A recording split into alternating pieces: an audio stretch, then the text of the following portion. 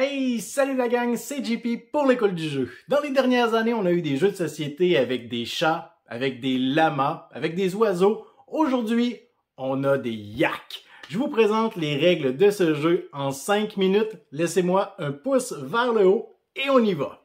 L'école du jeu, en partenariat avec la boutique L'Imaginaire. Au-delà de vos attentes.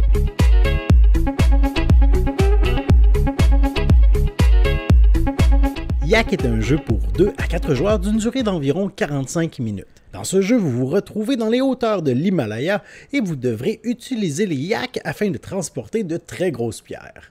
Une fois la mise en place effectuée, voici ce à quoi votre espace de jeu devrait ressembler pour une partie à 4 joueurs. Nous avons 4 types de chariots. Celui-ci ne transportera jamais de lait, jamais de viande, jamais de pain, alors que celui-ci transportera n'importe quoi. Avant de débuter la partie, chaque joueur doit être assis devant un chariot, récupérer un plateau individuel avec une ressource de chaque type et ses 3 cartes personnelles. Une partie de yak se déroule en une succession de tours jusqu'à ce qu'un joueur ait réussi à compléter le 4e étage de sa pyramide. Au début d'un tour, les joueurs choisissent secrètement l'une des 3 cartes actions qu'ils possèdent. Lorsque tous ont choisi, les cartes sont dévoilées. En commençant par le premier joueur, chacun aura l'occasion d'interagir avec le chariot se trouvant devant lui en résolvant l'action de sa carte. Voici les 3 actions possibles. L'action de réapprovisionnement permet de prendre toutes les ressources d'un type se trouvant dans le chariot devant vous et de les ajouter à votre réserve. Toutefois, sachez que vous ne pouvez pas posséder plus de 8 ressources au total. Puis, piochez un bloc du sac et ajoutez-le au chariot à moins que celui-ci ne possède déjà 4 blocs. L'action du marché permet de récupérer 2 ressources de n'importe quel type parmi celles disponibles au centre du plateau, à moins qu'aucune ne s'y retrouve ou que vous possédiez déjà 8 ressources. Puis, piochez 3 blocs du sac et ajoutez-en un de votre choix au chariot devant vous avant de retourner les blocs restants dans le sac. L'action de construction est au cœur du jeu. Cette action permet d'échanger des ressources contre des blocs de pierre du chariot devant vous.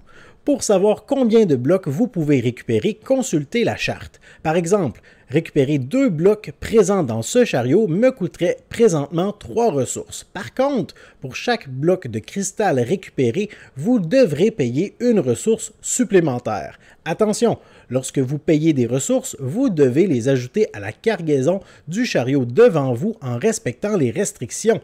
Impossible de payer avec du lait pour récupérer les blocs se trouvant ici. Sachez également qu'un chariot peut transporter un maximum de 9 ressources, donc les ressources supplémentaires sont envoyées directement au marché. Puis ajoutez les blocs récupérés à votre pyramide. Le premier bloc peut être placé n'importe où sur le premier étage, mais par la suite, les blocs que vous ajouterez doivent être adjacents à un autre ou s'appuyer sur 2 blocs pour être placés à un étage supérieur. Les blocs se touchant et étant de même couleur forment un groupe et pourraient vous rapporter beaucoup de points. Sachez également que les blocs de cristal sont des jokers et pourront être de la couleur de votre choix en fin de partie. Si un chariot ne possède plus de blocs de pierre, on en pioche 3 nouveaux à partir du sac. En tout temps, peu importe l'action réalisée, si un ou plusieurs blocs blancs sont piochés du sac, le joueur les ayant récupérés les met de côté et continue à piocher normalement. Puis tous les chariots changent de direction. Tous les blocs blancs piochés sont ajoutés au bas de la montagne. Dès qu'un 3e bloc blanc est ajouté à la piste, on retire le marqueur dévoilant ainsi un 4e emplacement et on renvoie tous les blocs dans le sac. Une fois que la piste sera pleine une 2e fois, les blocs y resteront jusqu'à la fin de la partie. Sachant qu'il n'y a que 5 blocs blancs dans le sac, ce mécanisme de jeu est présent pour vous permettre de visualiser les probabilités que les chariots changent de direction. Une fois que chaque joueur a effectué son action, tout le monde récupère la carte jouée, le marqueur premier joueur circule et tous les chariots avancent jusqu'au prochain joueur.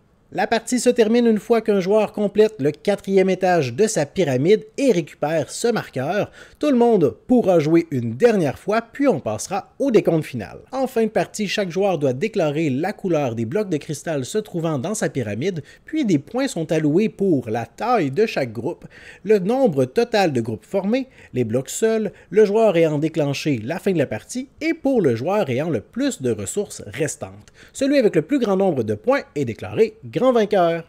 À noter qu'il est également possible d'ajouter 3 cartes objectifs lors de la mise en place pour ajouter de nouvelles façons de marquer des points. Alors voilà pour ce qui était des règles de Yak en 5 minutes. J'espère que cette vidéo vous aura été utile. Si c'est le cas, laissez-moi un pouce vers le haut, laissez-moi vos commentaires et considérez vous abonner à notre chaîne si ce n'est pas déjà fait. Moi, je vous dis merci pour votre écoute. À la prochaine. 1, 2